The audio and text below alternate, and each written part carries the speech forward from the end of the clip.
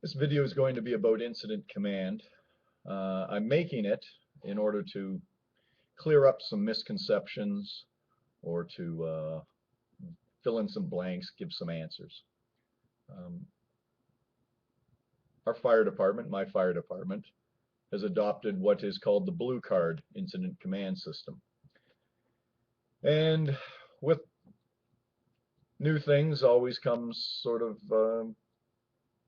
growing pains. A lot of people view the Blue Card as simply uh, a way to talk on the radio. And it's so much more than that, and you have to sort of study it a little bit or get into it a little bit to fully understand that. It's not just how you say things or what you say on a radio. It is about incident command. It's about taking command of the fire ground, being in control of it.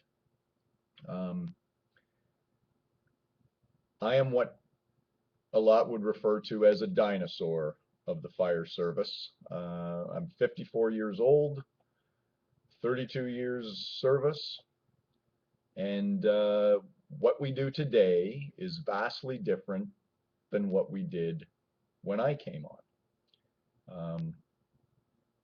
You can argue whether it's for the good or for the bad. It's really a moot point because this is the way things are going to be done from this point and moving forward into the future. So you either adapt to it or you perish, in a sense, um, just as dinosaurs would. And when I look back on when I started on the fire department in my early years, there really wasn't an incident command driving anything. Um, you arrived on scene, you have a house fire, for example, and you pull lines and you kick a door in and you go inside and you attack the fire and you put the fire out and hey, job well done, and that's great. Um, there's nothing in a sense wrong with that. I mean, we need to be aggressive in our way we approach attacking a fire. There's nothing wrong with being aggressive as long as it's done safely, as long as you understand what precautions need to be taken, as long as you understand what dangers may exist on the fire ground. And that's where incident command really comes in, because it is constantly looking at what is going on, the dynamics that are taking place on a fire ground, and adapting or changing the incident to match what is taking place with that fire. Um, so incident command allows that IC, that fire ground commander, a method of organizing the fire ground and working towards predictable results. You're always looking ahead, what needs to be done, what could go wrong, what resources do I need, as opposed to reacting. There's no point in sounding an evacuation when a structure collapses and firefighters are in there. Anybody that's in there that can evacuate is going to evacuate themselves. They're not going to wait for your command to evacuate a building. So what you need to do is, to be effective, is to capture what's taking place and starting to see that we've been at this fire for a while. The conditions are not getting better. I'm not making any progress. Things, in fact, are getting worse, and starting to see this could start to change where I'm going to need to pull crews out of here because we're going to have to go defensive because it's not working. Um, that's what incident command is all about. It is not how you talk on the radio, although that is part of it. But the whole reason for the phraseology, the whole reason for the terminology is to make that fire ground more effective is to take control. Um, here's a typical way we used to respond when you pulled up to a house fire. Um, engine one's on scene. That's the radio transmission you would hear. You might get engine one's on scene, we have a working fire. Then there's nothing. There's nothing further that's on that radio. Now, of course, everybody coming in, the other units coming in know, okay, we've got a working fire. But nobody's in charge. Nobody's being tasked with anything. And what happens is everybody starts to self-assign a little bit. And it's not quite the same as freelancing in one sense because it's not individual firefighters. It's the arriving captains making decisions of, well, this is what we're going to do for my crew. We're going to go ventilate. Or this is what we're going to do for my crew. We're going to do a primary search. So they're self-assigning. It is freelancing, although you might not think it's freelancing because, again, as I say, it's not individual firefighters just going off and doing anything. But it's not organized. There's things that could be missed. Again, people might be self-assigning themselves to tasks that don't need to be done right now. They may be missing vital tasks that need to be done. And the incident commander, his job is to rein those people in and get them assigned to tasks that he needs done now. He needs this done now. And then again, he's forecasting ahead and he realizes that 5 minutes from now, I'm going to need this done. And he's making sure he has the resources for that task that he knows he needs to get done. Early on, again, he recognizes he needs utilities dealt with. So he's calling for hydro so he can get hydro shut off to the building. Not waiting 20 minutes into an operation and somebody says, hey, maybe we should get the hydro turned off. And he goes, oh, yeah. And then he gets hydro coming, and of course they're going to be another 20 minutes before they get there. So now you're 40 minutes into an operation before you've got the hydro turned off. It's calling for an extra ambulance because you've already got one victim and you anticipate there might be a potential for another victim or the potential for firefighters being injured. So let's have another ambulance en route so that that's taken care of. And I don't have a disaster on my hands that I've got another patient or I've got a firefighter injured, and now I'm calling for an ambulance, and now it's 5 or 10 minutes before that ambulance gets there. Okay, so you're capturing what's going on now, and you look ahead to the future. So here's where I see it from my perspective. Again, when I first started, these are things that just weren't done. And so now it's a big change, a big shift in the way we do things. And there's growing pains with that. And I certainly voiced a lot of discomfort or discontent or what the hell do we need this for? We did the job fine before. We got the fires out, we did the job fine. But as I look back, you start to see, yeah, the end result was the same, so I guess you can say that's a positive. But we didn't get there very easily. The phrase that was used, and I won't be colorful in my language because this might potentially go out to members of my department, so I want to keep it that way, a bit respectful, is a cluster, and you know the word that fits after that. So that's the way we used to describe a lot of fire scenes. And out of that cluster, fill in the blank, eventually some order would come about and things would start to get done. But it takes time. It might take 5 or 10 minutes before finally a little bit of organization starts to come about. And you want to start that organization right at the beginning. And so now I'll go back to the way we're wanting to do Blue Card, the way we want to do an initial radio report when you arrive on scene. The first thing that arriving company officer would do is go 765 engine 1. Now, the reason he hails 765 and he calls them before just simply saying, engine one's on scene, we have a working fire, blah, blah, blah, blah, blah, going on like that, is you want to make sure that they're ready to receive the message. You want to make sure that you're on the correct tack, because sometimes you're on the wrong channel, and it wouldn't do much good to go 765, engine one's on scene, two-story single-family home, we have a working fire on the second floor, we're stretching a tack line for search, rescue, fire control. This is an offensive strategy, and engine one is Main Street Command.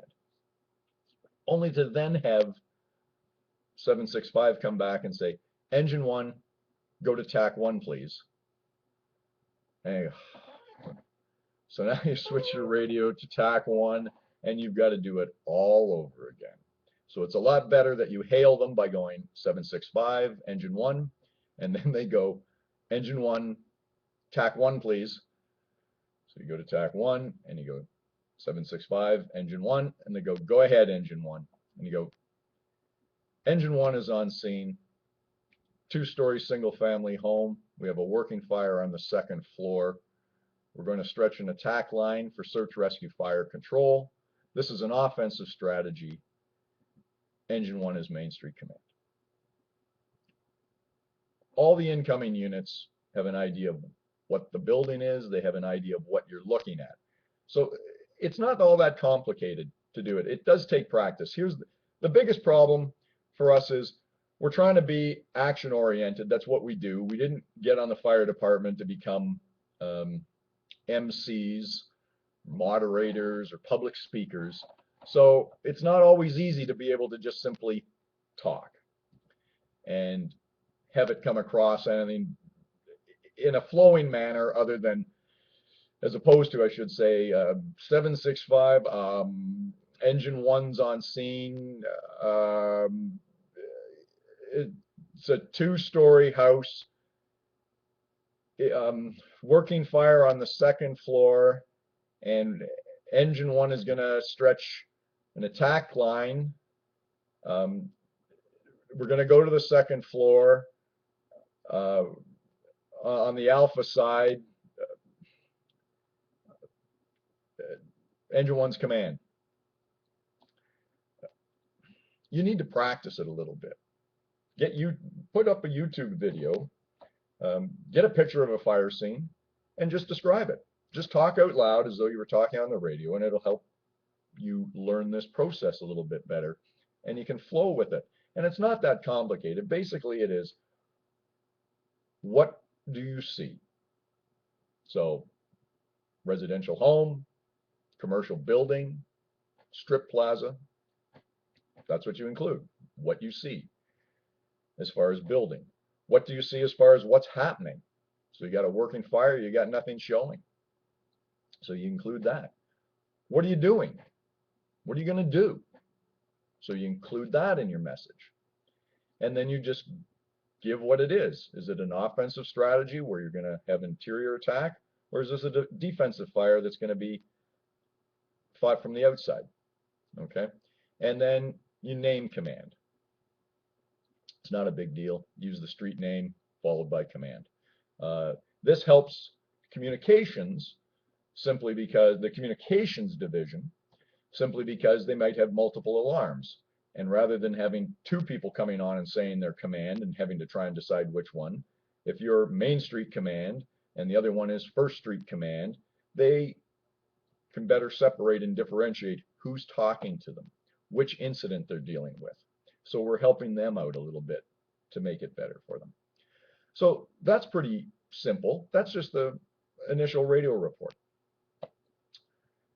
The first arriving officer has perhaps one of the toughest jobs now in this new system that we're doing, this new method of incident command, simply because he's in command. He's the guy. So he needs to set the stage.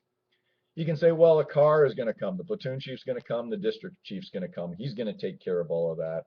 I'm too busy dealing with this fire. I have to be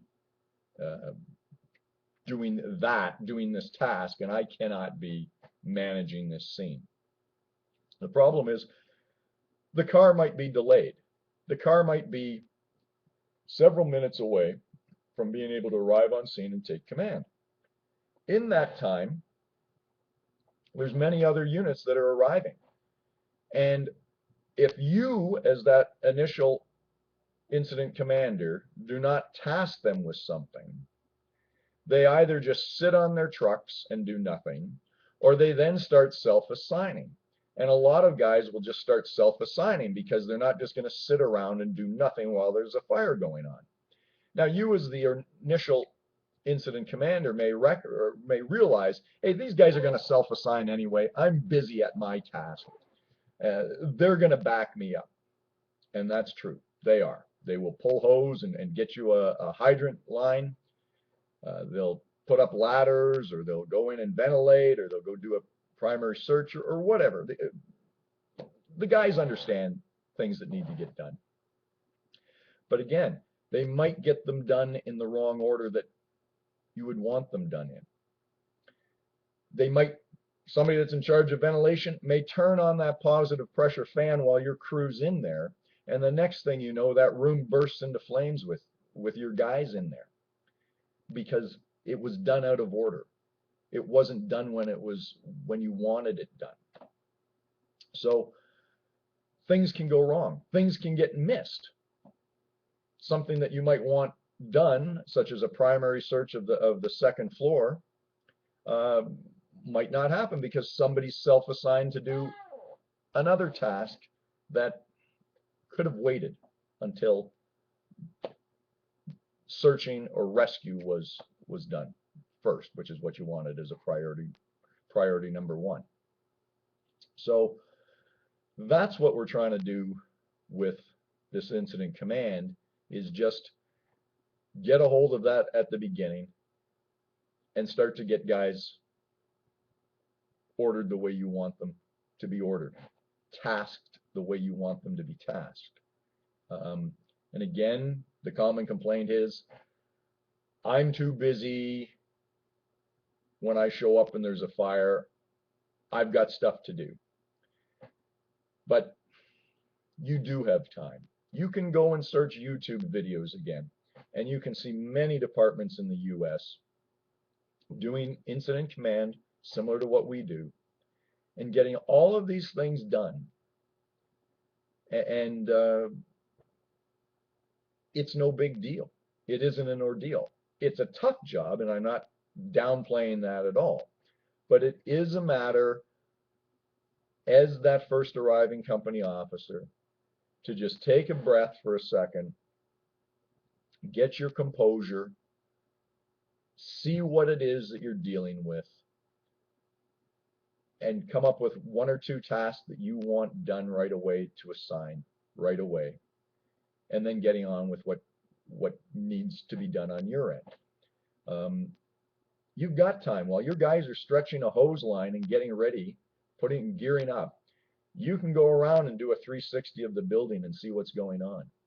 And you go around back and you realize, hey, wait a minute, this is a kitchen fire at the back, even though there might be smoke coming out of the front door. You go around back and you say, oh, well, there's a kitchen fire back here. At least I know where the seat of the fire is. You may still decide to go in the front door, again, coming that way and keeping the fire to the back room, to the back area of the house, protecting all that unprotected, unburned area. Or you might decide, hey, listen, we can just go right in this back door and there's the kitchen right there, and that's how we're going to make our attack. But you do your 360. You've got time to do that while your guys are doing what they need to do. Stretch the line, pump operators busy getting it all, the truck all in gear, getting water ready to go. So you've probably got at least a minute that you can do a few things. You've got a minute that simply says, listen, here comes engine 2 next in. Engine 2 command. Engine 2 Main Street command. And they go ahead, Main Street command. You go, engine 2, bring a hydrant line in for engine 1. Roger will bring a hydrant line into you. Engine 2, command calling. Yeah, go ahead. When you're done with that hydrant, I want your crew to take a second line off engine one and go to the second floor, go to the basement, do whatever, do whatever it is you wanted done. Truck two, command calling. Yeah, go ahead, command.